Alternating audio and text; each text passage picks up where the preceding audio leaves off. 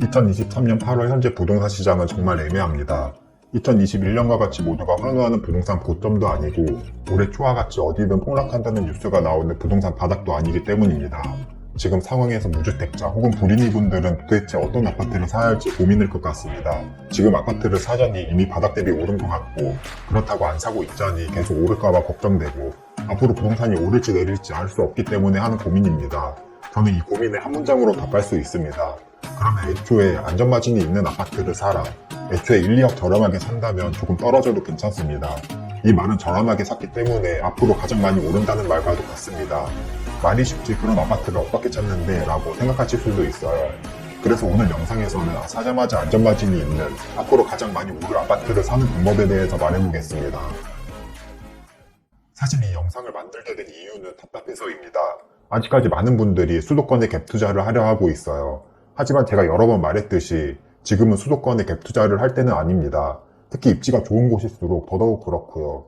한 가지 예시를 들자면 방금 그냥 생각나는 아파트 하나를 호갱노누에서 조회해봤습니다. 수원의 대장급 아파트인 광교 자연의 힐스테이트 아파트인데요. 현재 전세가율은 50% 수준입니다. 그리고 매매와 전세 갭은 7억이 넘어가고요. 매매라는 투자의 가치는 높은데 전세라는 거주 가치는 그의 반 정도인 겁니다. 이 말은 가격 자체가 고평가되어 있을 확률이 높다는 뜻입니다.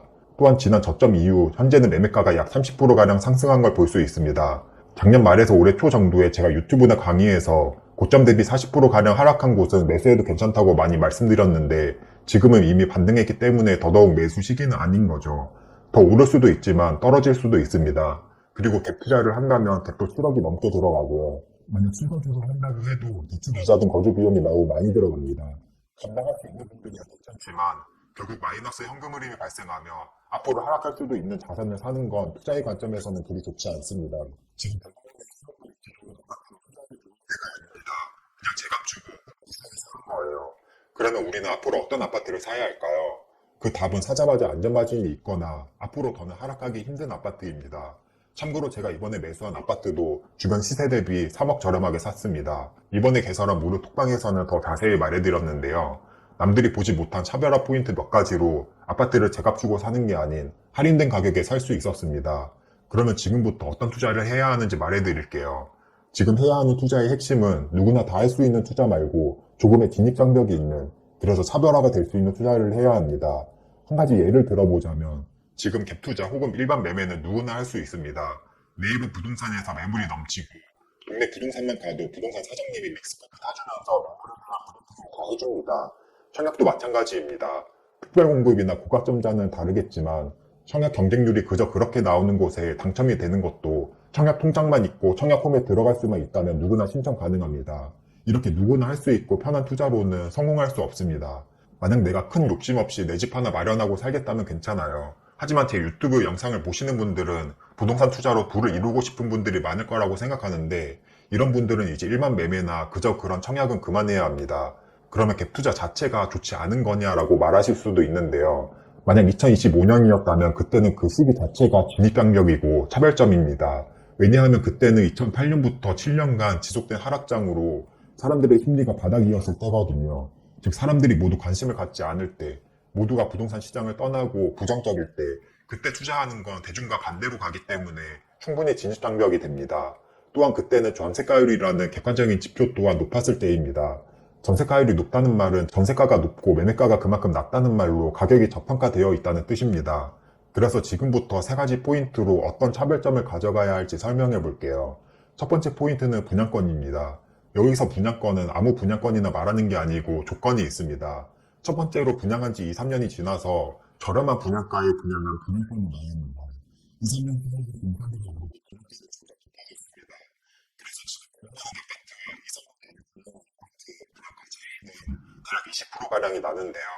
어차피 연식 차이가 2년밖에 나지 않는다면 지금 비싸게 분양하는 아파트보다 아파트를 싸게 사는 게 낫습니다. 그럼 이런 아파트는 어디에 있냐? 저는 분양권의 경우 가장 분위기가 좋지 않은 곳에 투자하라고 말합니다. 현재 어떤 상황에 의해서 분위기가 좋지 않다면 그곳은 분명 저렴하게 살 수 있고 입지 본질 자체는 그대로이기 때문에 그 상황적인 요인만 해결된다면 충분히 오를 수 있습니다. 제가 2019년도에 투자한 평택 고덕신도시 또한 마찬가지였습니다. 2기 신도시로 생활 여건이 좋아질 게 확실하고 삼천전자 공장이 들어와서 일자리가 늘어날 게 확실하고 주민들의 소득 수준 또한 높아질 것도 확실했습니다. 하지만 그 당시 엄청난 입주 물량으로 평택의 분위기는 정말 최악이었습니다. 고덕 말고 다른 동네는 마피 4, 5천도 흔하게 모였습니다. 하지만 그 상황적인 요인이 해결되고 마피는 전부 없어지고 심지어는 대부분의 아파트가 분양가 대비 2배 이상씩 상승했습니다. 이렇게 분위기가 좋지 않은 곳에 저렴한 분양권을 특히 입주장때 저렴하게 사서 차별점을 만드는 방법이 있습니다. 두 번째 포인트는 입주권입니다. 입주권이랑 분양권이랑 비슷하면서도 조금 다른데요. 분양권은 일반 아파트가 분양을 하고 청약을 통해서 취득하는 걸 말하고 입주권은 재개발 혹은 재건축 조합원이 되어서 아파트를 취득하는 것을 말합니다. 즉 분양권은 청약을 통해서 취득하고 입주권은 재개발 조합원이 되어서 취득하는 건데요. 아마 재개발과 입주권이 생소하신 분들도 많을 것 같습니다. 그리고 생소하다는 말은 재개발 자체가 진입장벽이 되고 남들과는 다른 차별점을 가질 수 있다는 뜻도 됩니다. 재개발의 경우 단계도 굉장히 다양하고 용어도 새로운 용어가 있습니다. 예를 들면 구역지정, 사업시행인가, 건축심의, 관리처분인가 이런 용어들을 처음 들으면 도저히 도전할 엄두가 나지 않습니다. 저 또한 그랬고요. 하지만 아무나 투자하지 못하기 때문에 그만큼 안전마진이 있습니다. 제가 첫 부분에서도 말했듯이 누구나 다 투자할 수 있는 시기에 누구나 다 살 수 있는 아파트에 투자한다면 돈이 되지 않습니다. 그러면 재개발이 엄청 어렵냐? 어렵긴 하지만 핵심 포인트만 안다면 그리 어렵지 않습니다. 재개발의 단계를 보자면 추진위원회 구성, 구역 지정, 조합 설립, 사업 시행인가, 관리 처분인가, 유주 및 철거 단계를 거쳐서 일반 분양을 진행하게 되는데요. 저는 이 중 초보자가 접근하려면 관리 처분 인가 이후 단계만 보시면 된다고 생각합니다. 관리 처분 인가가 나면 재개발 사업이 중단될 리스크도 거의 없고 우리가 흔히 말하는 노후도를 체크한다거나 조합원 75%가 동의를 해야 한다거나 재개발 가치를 추측해야 하는 어렵고 복잡한 내용은 몰라도 됩니다. 즉 가장 안전한 단계이고 공부하기도 가장 쉬운 단계인 거죠. 관리 처분 인가 이후만 공부한다면 그리 어렵지 않지만 대부분의 사람들은 재개발이라는 진입장벽을 넘지 못하고 포기합니다. 저 또한 관리처분 인가 이후에 재개발 입주권을 매수하면서 주변 시세 대비 3억을 저렴하게 샀습니다. 만약 일반 분양을 통해서 산다면 저는 그 가치 그대로 제 값을 주고 샀어야 했을 거예요. 아파트를 저렴하게 살 수 있는 세 번째 포인트는 개발 계획입니다. 여기서도 크게 세 가지로 나눌 수 있습니다. 첫 번째로 시의 발전 방향을 정하는 도시 기본 계획, 두 번째로는 교통 개발 계획이 나와 있는 국가 철도망, 세 번째는 시에서 밀어주는 정책, 사업입니다. 이 세 가지만 알아도 앞으로 어디가 발전할 수 있을지, 국가와 시에서는 어디를 중점적으로 개발할지를 알 수 있습니다. 결국 정답은 다 이미 나와 있다고 보시면 되는데요. 우리가 앞으로 가격이 오를 아파트를 사려면 앞으로 더 좋아질 곳의 아파트를 사야 하잖아요. 이 관점에서 보자면 도시 기본계획과 국가 철도망 같은 자료는 그 답을 전부 가지고 있는 자료입니다. 제가 이번에 매수한 재개발 입주권 또한 도시 기본계획상 앞으로 발전할 지역에 속해 있고 시에서 밀어주는 사업의 수혜를 입을 곳에 있습니다. 또한 국가 철도망 계획에 의하면 교통도 좋아질 곳입니다. 하지만 이 곳을 사람들은 잘 모릅니다. 왜냐하면 현재 눈에 보이지 않고 자료를 찾지 않기 때문입니다. 조금만 손품을 들이고 뭘 찾아봐야 할지 안다면 사실 인터넷 검색만으로도 전부 알 수 있는 내용들입니다.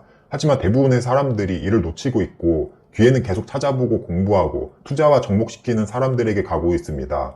또 다른 투자 포인트를 말하자면 재건축 호재를 입을 만한 단지가 있습니다. 지금은 재건축이 될지 의심이 들어도 결국 대지 지분이 많고 어느 정도 사업성이 나오는 곳들은 재건축이 됩니다. 이런 곳들은 추후에 다른 아파트가 1억 오를 때 그 2배인 2억도 오릅니다.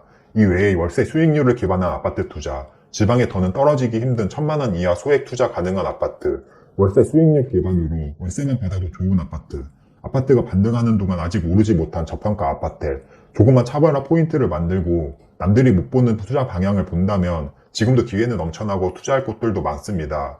그리고 이에 대한 내용과 투자 단지까지 전부 공개하려고 하는데요. 관심이 있으시다면 하단 고정 댓글을 참고해 주시고요. 오늘 내용을 정리해보면 지금은 남들이 다 하는 투자를 할 때가 아닙니다. 왜냐하면 저평가 시기가 아니고 앞으로 떨어질지 오를지 모르기 때문입니다. 지금과 같은 상황에서는 남들이 생각하지 못한 곳, 조금은 진입장벽이 있는 투자를 해서 사자마자 안전마진이 생겨야 한다고 생각합니다. 그럼 오늘 영상은 여기서 마무리하도록 하고 오늘도 끝까지 봐주셔서 감사합니다.